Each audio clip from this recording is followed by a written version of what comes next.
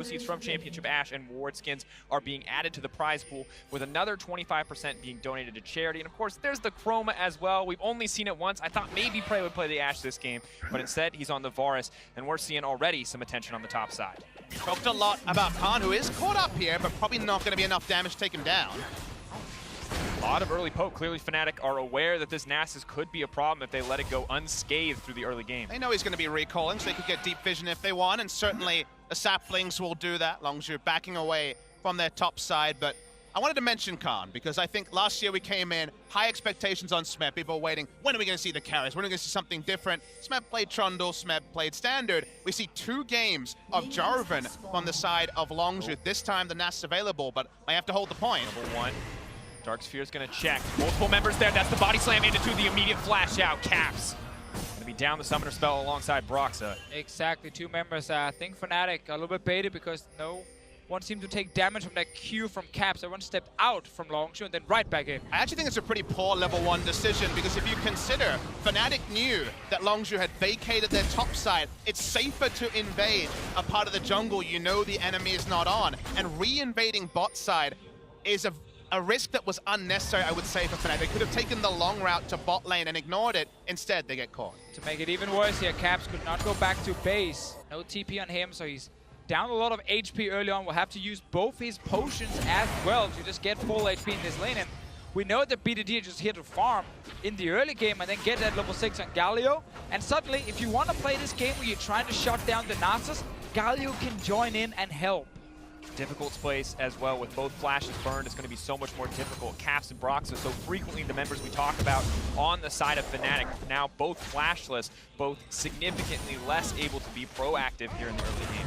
Forever 8 winners, when they did play Nasus Galio versus Maokai, stacked the CDR, it was Trinity Force early, just a carry, more of the carry build you see in solo queue, and turret dives were real. Galio is insurance on the top and on the bot, which is big for Longzhu. But now, of course, one thing we have to highlight is when you look at this matchup, most recently against IMT for Longzhu, their bot lane did suffer. Their bot lane did fall behind, and we have to wonder, is this an avenue for Fnatic to exploit? I mean, we know Fnatic wants to get the bot lane ahead. We saw when Fnatic played against Immortals, they hard camped the lane.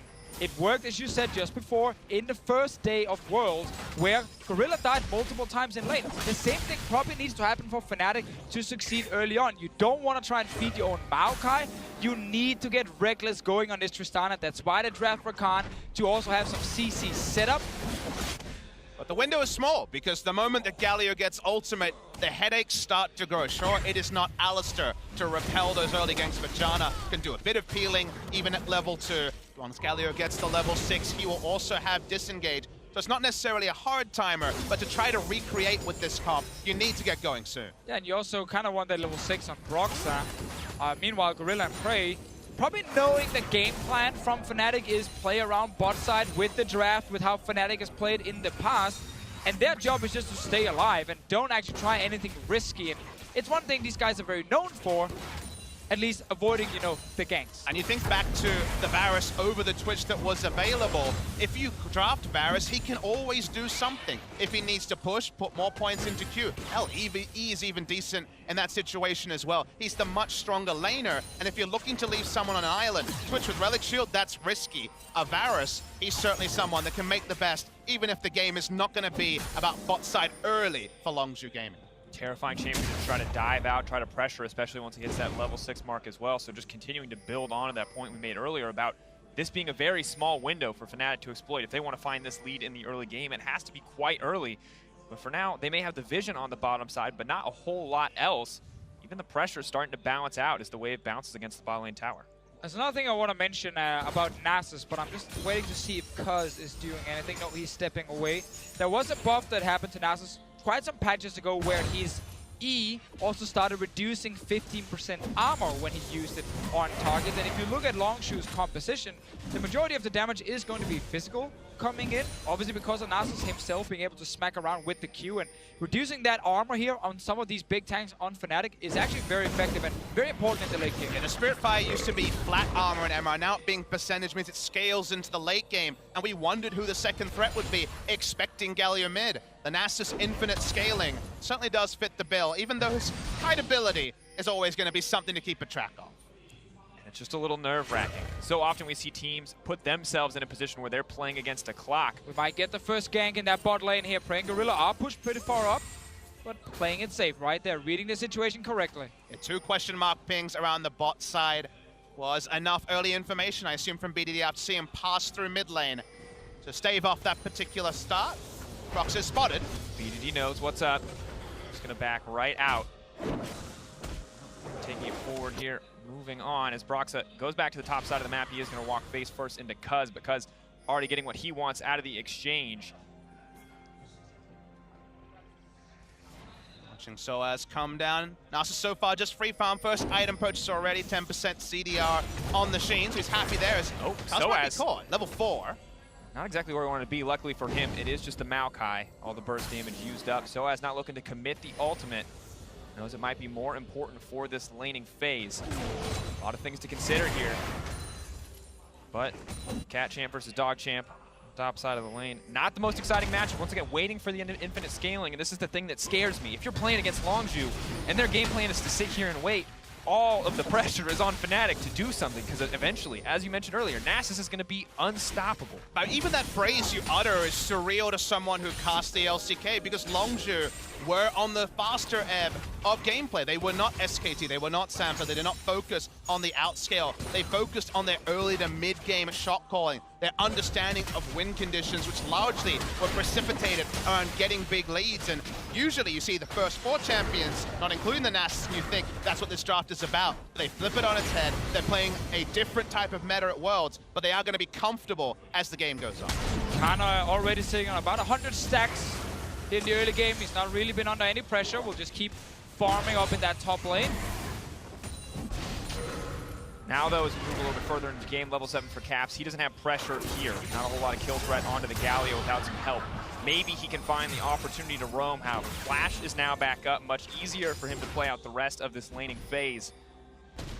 Cuz taking his time, both junglers approaching level 6. This could be the catalyst, the point for playmaking. It's just so important that Cuz is always moving in, placing a few deep wards, so he's finding Broxa, he's able to see if Caps is roaming as well. And again, it just means Prey and Gorilla are going to be so safe in that bot lane. You can see how Fnatic are always hovering around the bot lane, but they simply cannot get down there unspotted.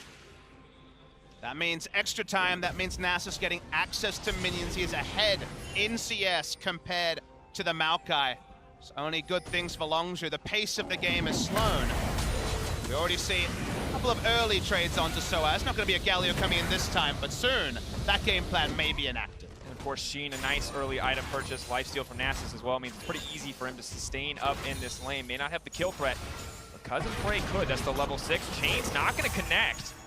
Rare misstep from Prey on that one. Warning shot.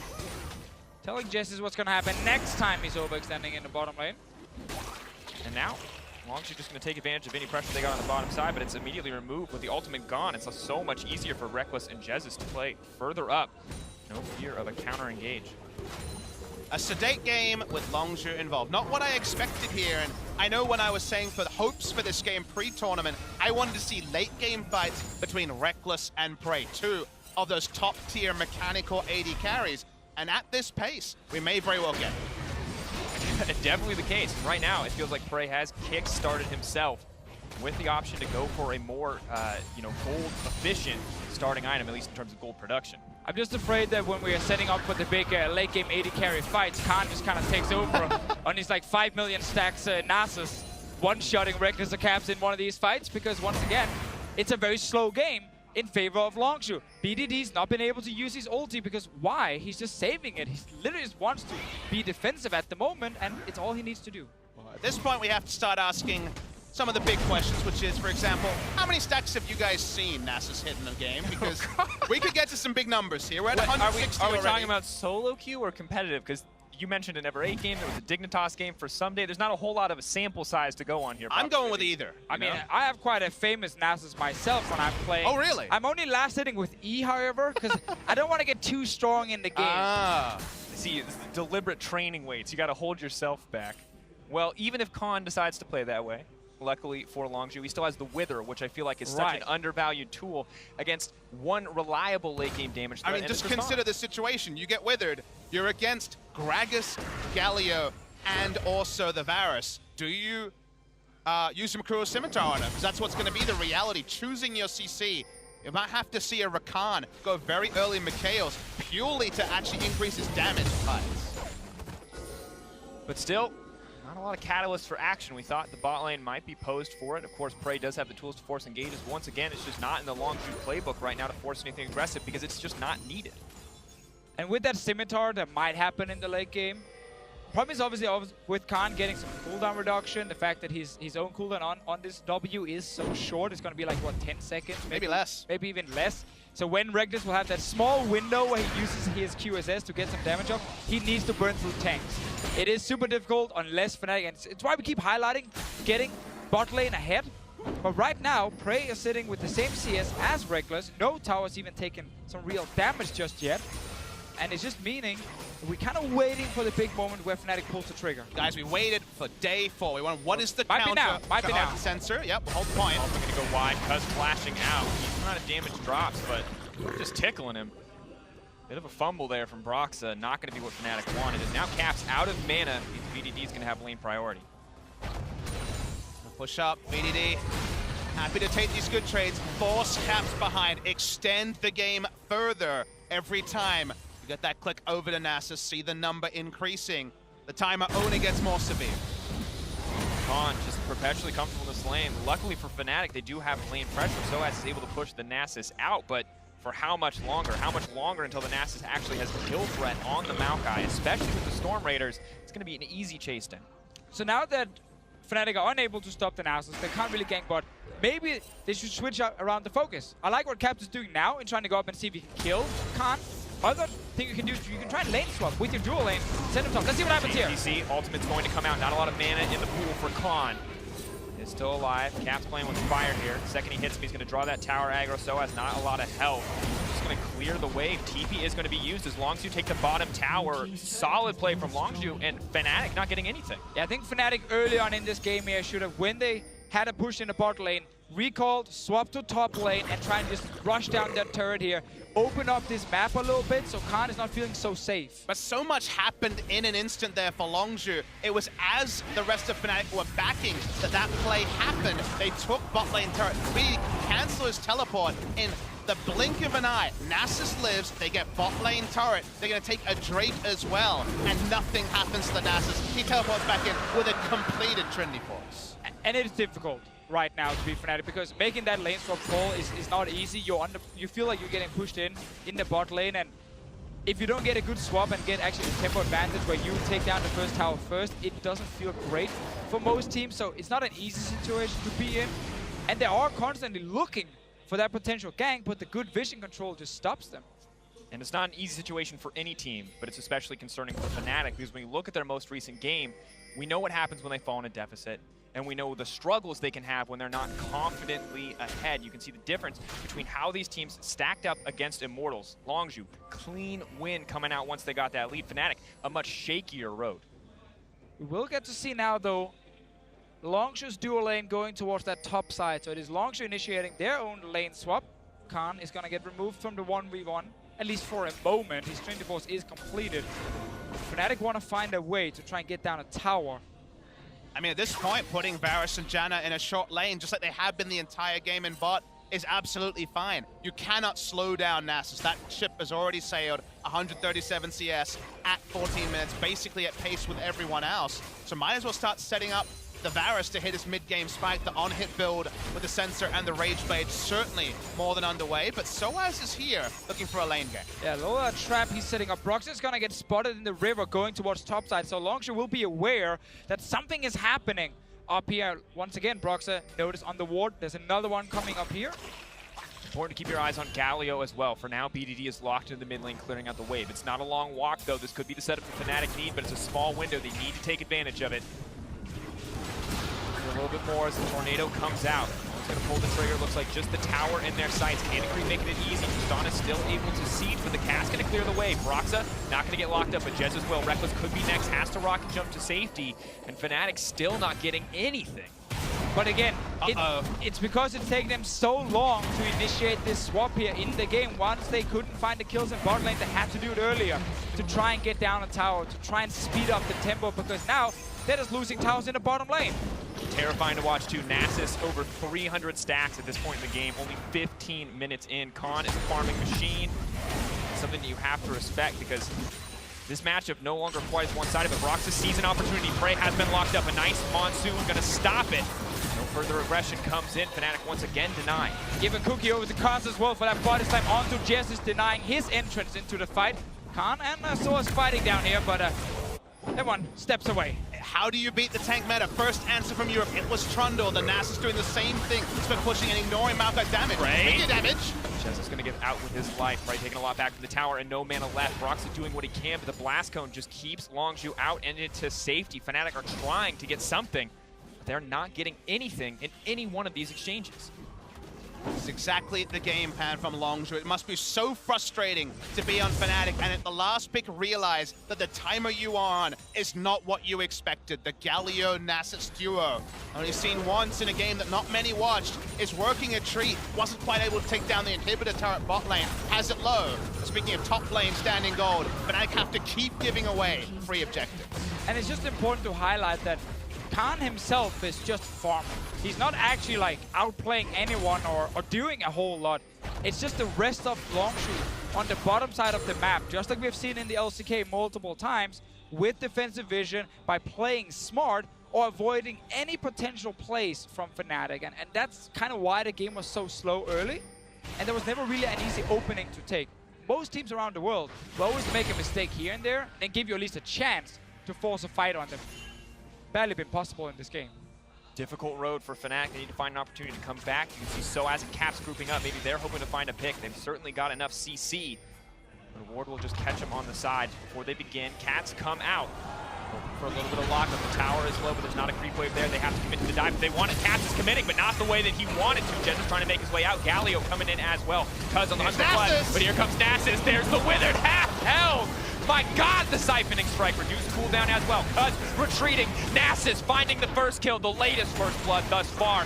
Prey taking down Caps as well. Longzhu cutting through Fnatic. And the difference with this side lane champion into tanks, he actually provides burst damage in a fight. Every Q will proc siphoning strike, just like an early game jungle Ezreal. Nothing Fnatic can do. Reckless half health and withered. One of the worst feelings ever. Give him Ardent Sensor, give him other items. After the wither comes through, he's not going to have the damage to do anything.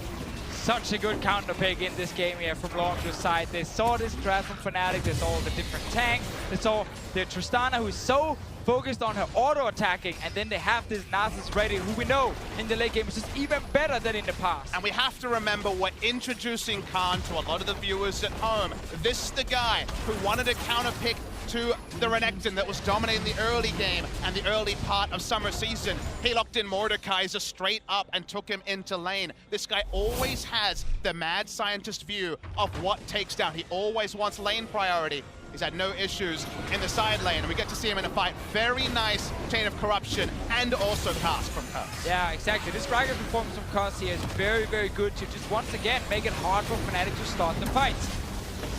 At this point though, as soon as they didn't actually get the first kill, all these different tanks are just gonna run you down. And Reckless talked so much about his matchup versus Prey, what it would mean for him to beat Prey. But he doesn't get to fight Prey. He has to fight Khan, and Khan beats 80 carries. This is so solid for the Nasus. It beats He's some killing allies tanks too. Oh, that's gotta hurt for Soaz. Another kill dropping for the Nasus, but a fight is breaking out in the mid lane. Longzhu stalling out Fnatic once again. Right now we're on 430 stacks for Khan on this Nasus, so not even 20 minutes into the game and we're plus 400. And just be clear, he can't enter lane. I mean, I say Soaz cannot enter lane against the Maokai. Permanent wither, the CDR is mostly getting up there, at least 20% from the Trinity Force. Takes him down, percentage shred on the siphoning strike. Fires everywhere on the map, and they also still have that Galio ult up. They haven't needed to use it much. Backing off, Caps getting caught out. Even the tanks around have enough damage to take down the Syndra. Wins of War ticking. Prey actually going to grab that one. Longzhu are just playing with their food. 7K gold lead, 20 minutes into the game. Nothing for Fnatic on the verge of getting perfect game. And that's the really worrying thing to say. 3-0 into a perfect game, Soaz just already dead. Chains of Corruption landing for Prey. He may have missed one, but every other one has connected thus far. We can see the 1v1 replay in the picture-in-picture.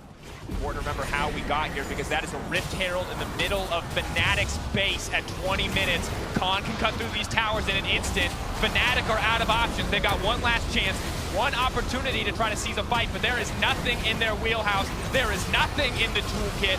All they see is Nasus in front of them. This game is the story of Khan farming it up and bringing it home. And we get to see a dancing Rift Herald in professional play. It only dances if it takes down the Nexus, and bringing in the Nasus was the masterstroke, because the game was played around, and all Fnatic could do is watch Longzhu in awe. We talked about how good Longzhu were, how dominant they could be. The shortest game of Worlds thus far, the dancing Rift Herald, encapsulating everything that was this game, because to me it felt like Fnatic didn't even get to play League of Legends. Longzhu were just one step ahead at every turn. Exactly, like they tried to draft the Rakan to have some sort of engage in the bottom lane, but Cuz always went in, deboarded the enemy jungle, Prey and Gorilla played safe, and meanwhile Khan was just farming in the top lane. And the Nasus mains out there are nodding their head at picks and bans, because guess what? The Janna was taken early, very early, by Longzhu, have not prioritized it, and Janna shuts down Nasus in every single way. Melee damage champions cannot teamfight against a Janna. There was no Janna for them to claim. And also the Galio pick, it wasn't banned away by Fnatic. Big surprise to me, at least, they didn't remove it, because once again, it's a champion that prevents you from going aggressive in side lanes, because you can always join with the ulti. And there were too many factors for Fnatic to kind of get past. That simply meant they couldn't actually play so aggressive as they wanted to. And also note, BDD did not die. Another week, another deathless performance for BDD. Jet was finally wrong in his prediction. There we go. He tried. Something came true. BDD. Got him. And I think it just has to be so frustrating if you're on the side of Fnatic to come in to lose this hard in the early weeks when a lot of people expected you to come up big to a certain degree. And now you go into your matchup against Longzhu. You know it's a challenge. You play against a Galio in the mid lane. Frustrating. You play against a Varus on the bottom side who just avoids the all-ins.